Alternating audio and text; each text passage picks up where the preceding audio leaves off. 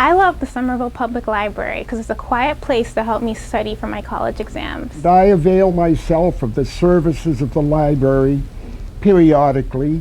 I like their audio books, and they also have talking books available. I like the library because it helps me with my school projects. I like the library because it does help me a lot when my daughter has school projects. I've been bringing my daughter since she was little for this story time. I have been living in Somerville only since 1985, but I found the Somerville Library to be very well equipped and very up to date and very helpful. I work full-time and I come to the Somerville Public Library because it has convenient evening hours and all the continuing education resources I need to further my career. We like the Somerville Public Library.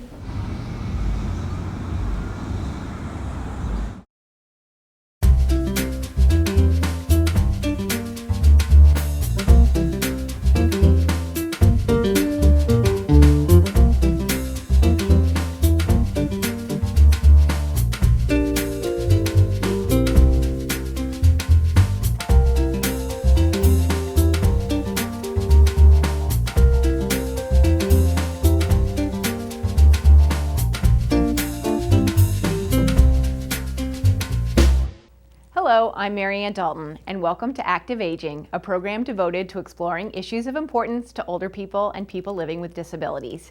Each month, we provide information and resources to help you live a healthy, satisfying, and independent life. This month, we'll speak with staff from Somerville Cambridge Elder Services about programs that enhance families' capacity to care for loved ones at home.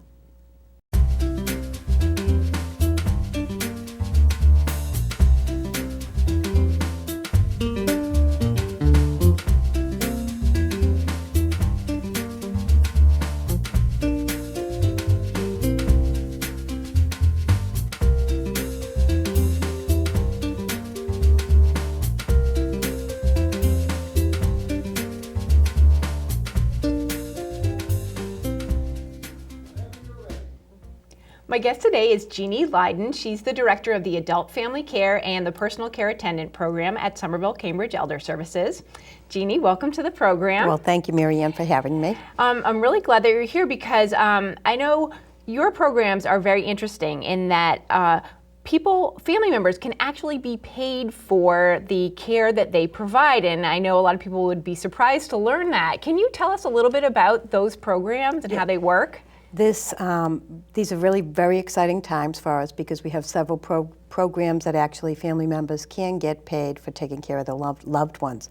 We have the Personal Care Attendant program, the Adult Family Care program, and Caring Homes.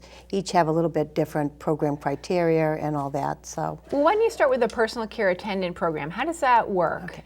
The PCA program, actually, it's a Mass Health funded program. The criteria for the program, someone has to be 18 years or older, be on Mass Health, and they have the need for assist with two ADLs, physical assist with two ADLs. Those are activities of daily living. Activities of daily living, bathing, dressing, ambulating, taking medications, and they can hire and fire a person to take care of them in their home. It's really a consumer-driven program.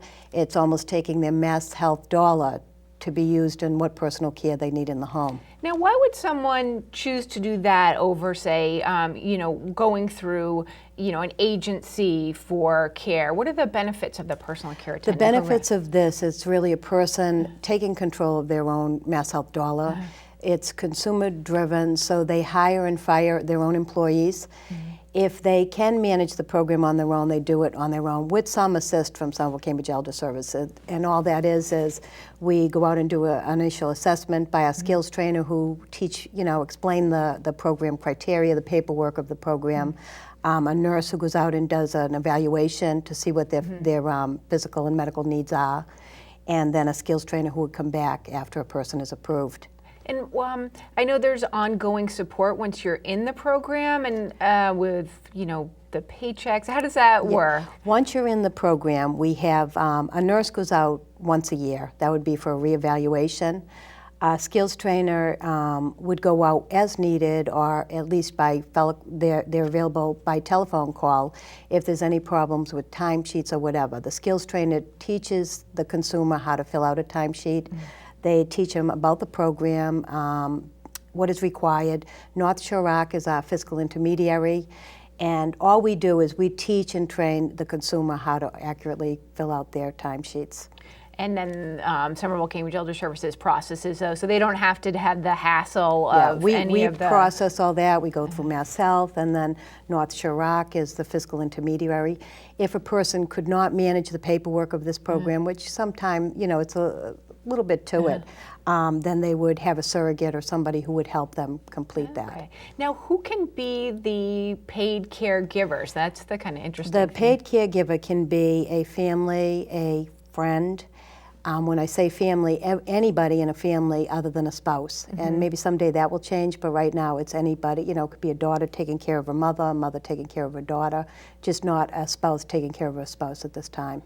Well, that must be a great relief for certain families, they've fallen into this role of caregiver. It takes so much time and resources and effort to be able to get paid for that. You must see some interesting cases. It's a great thing, and it's a changing mindset with people that people sometimes have felt like they shouldn't get paid for taking care of a family member, and we're seeing that trend really change.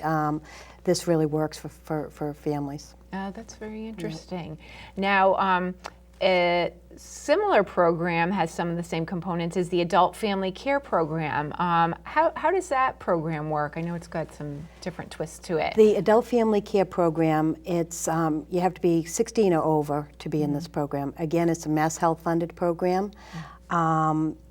It used to be that we'd have to find homes for people in this whole matching process, and that still happens to some degree, but now family members can get a tax-free stipend for taking care of their loved ones in the home. We have 2 tiers of this program. We have an AFC Level 1, which are consumers that need help, physical assist with activities of daily living, maybe 1. The Level 2 is a more complex person.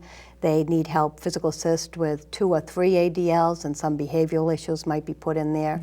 So it really has been helpful to some family members who have been taking care of a loved one for a long period of time without any compensation. And as I understand it, the financial compensation is pretty significant in this program. Could really make a difference for someone who's struggling. It really, really does. The Level 1s, it's a tax-free stipend of $19 a day, and Level 2, it's like $49.50 tax-free a day. So it's significant. Yeah, so that's something like almost $18,000 a year. Wow. Yeah. So there must be interesting families that you've dealt with whose lives have really been eased by We this. have had so many interesting families. Some people that we had to work on to really say, okay, I'm going to get a stipend for taking care of my mother, or I'm going to get this for taking care of my daughter. But people that have been doing this for years and years, trying to juggle work, and taking care of the loved ones without not a whole lot of support. So this enables them to be able to do it and not have the fears sometimes financially that goes along with taking care of somebody.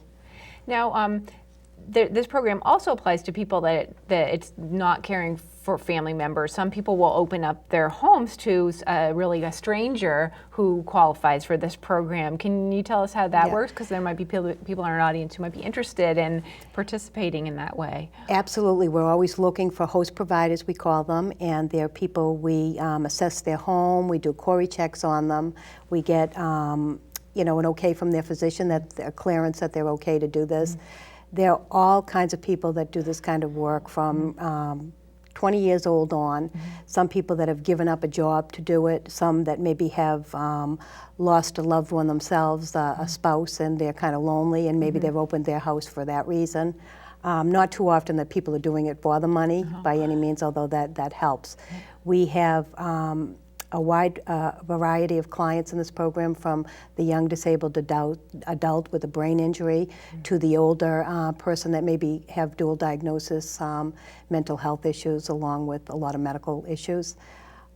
With this program, the great part about this program, that these people have the support of a nurse and a social worker on the Level 2 on a monthly basis, so the nurse is always there to teach about new medical diagnoses. behavioral issues with the social worker. They'll come in. We do a lot of behavioral programs. We're there to really provide support and a lot of education and training to our host providers so they can do this for the long Are there haul. any special skills or requirements to have someone in your home? You need to be employed in, be able to be employed in Massachusetts, and we do a query check for you. And the only other criteria is we look for background. If you've had background in mental health, that would be a wonderful, wonderful, wonderful thing. But most people, if you care about somebody and you're willing to do it, we will give you the skills and the training to be able to do it. That's wonderful. And finally, there's another program called Caring Homes, which allows family members to be paid to care for loved ones. Can you tell us a little bit about that? This, opposite of the other two, this is not a Mass Health funded program. This is a Medicare funded program, and you cannot be on Mass Health. 60 years or older to be eligible for this program. It's a program that a person, to be eligible for this program, they truly meet nursing home criteria. It's a small program now, but growing. We have a few in this area. We are the provider in other towns too.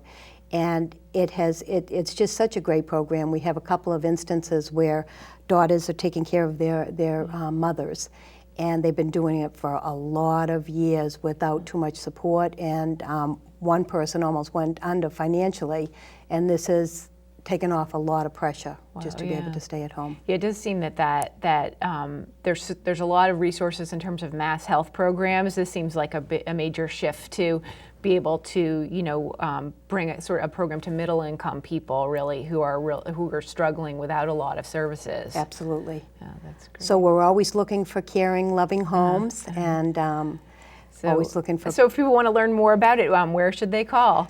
Call Somerville Cambridge Elder Services, our age information department, and we certainly will get you more information about all these programs. Great. Well, thank you very much, Jeannie. You're very welcome. We'll be back in a moment with our next guest.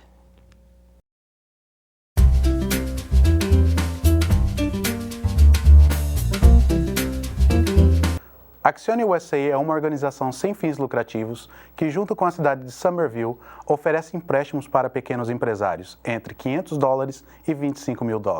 Se você é um pequeno empresário e necessita de um empréstimo, contacte-nos, pois estaremos prontos a atendê-lo.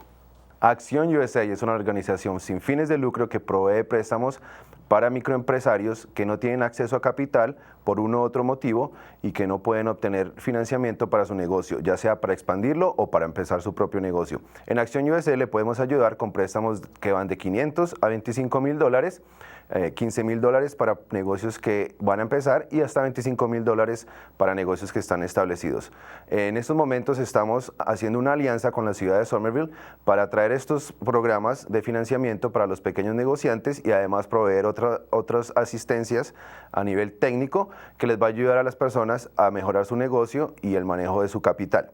Por favor, contáctenos si tienen alguna pregunta o si está interesado en aplicar para un préstamo al 617-616-1579 o al 617-625-7080 extensión 1335 y pueden preguntar por Andrés Silva. Muchas gracias. Are you looking for a meaningful way to give back to the Somerville community?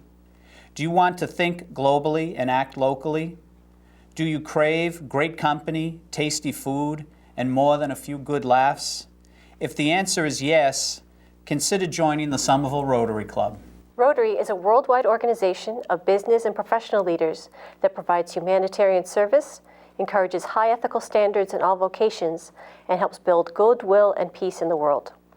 Over 1 million Rotarians in more than 200 countries respond to international needs through the Rotary International Foundation. Somerville Rotary responds to our neighborhood's needs through grants and volunteer service projects. Last year, Somerville Rotary raised and distributed thousands of dollars to organizations serving our city.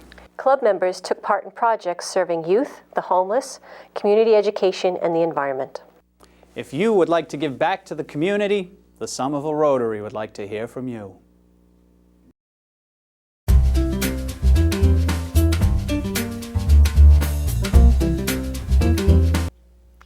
I'm here with Annie Fowler, Director of the Aging Information Center at Somerville Cambridge Elder Services. Annie, welcome to the program. Thank you. Thanks for having me. The Aging Information Center is a wonderful resource available to people living in Somerville and Cambridge. Could you tell us a little bit about how it helps older people and caregivers? Sure. The Aging Information Center primarily is an information and referral service.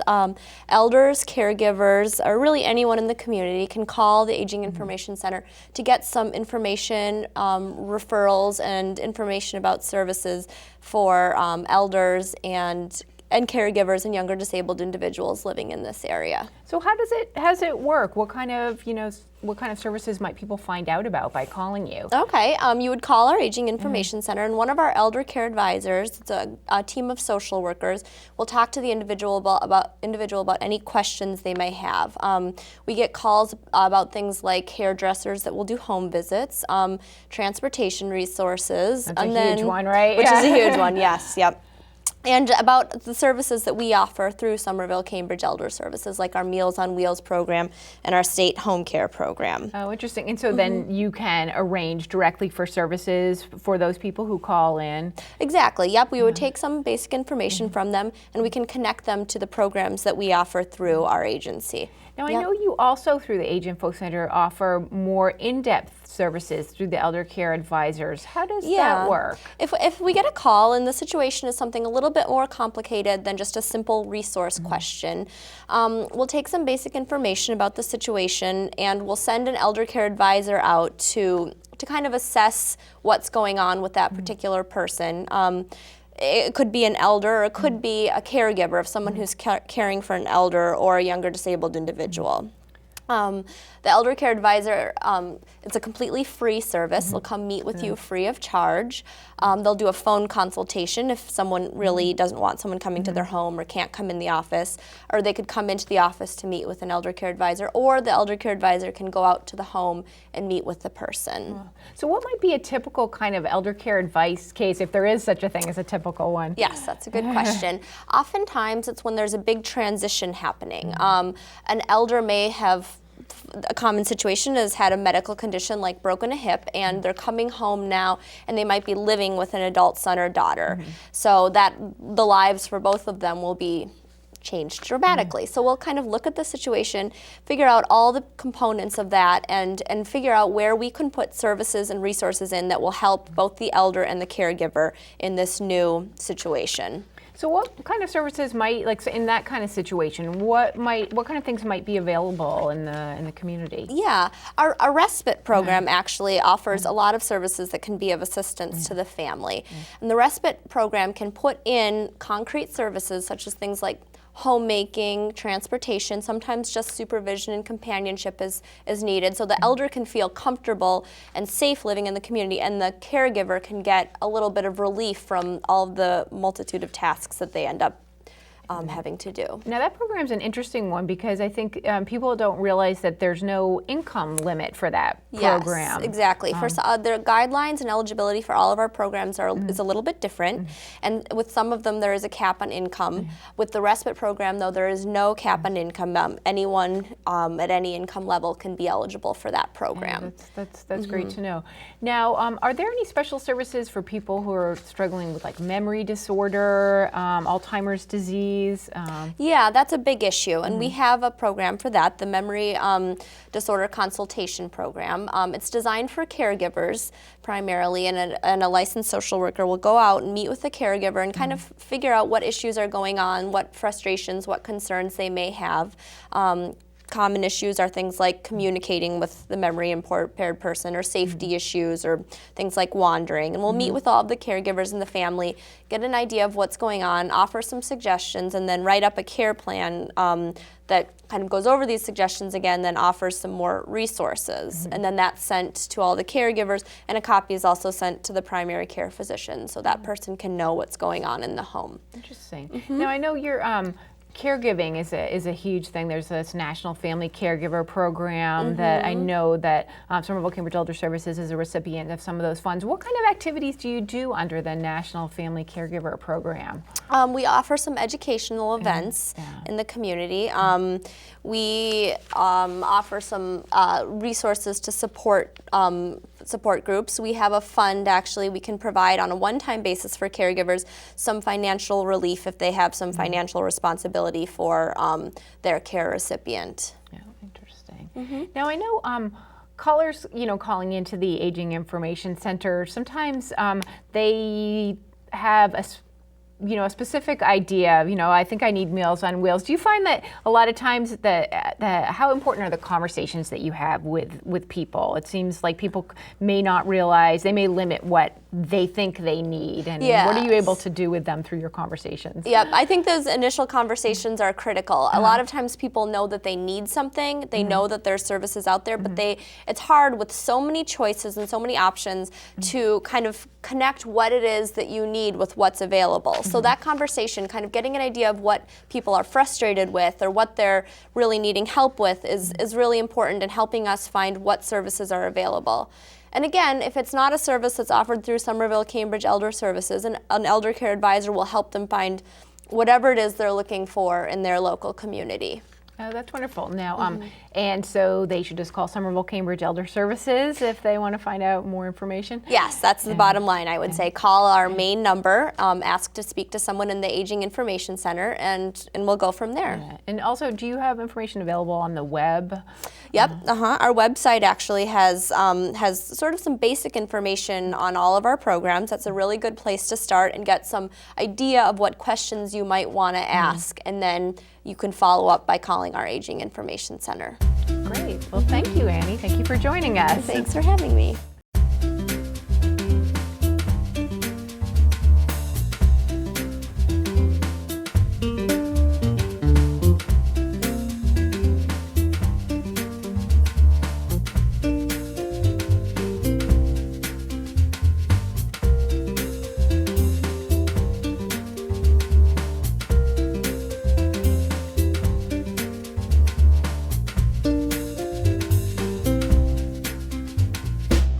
Thanks for watching Active Aging. Join us next month when we'll bring you more strategies for aging well.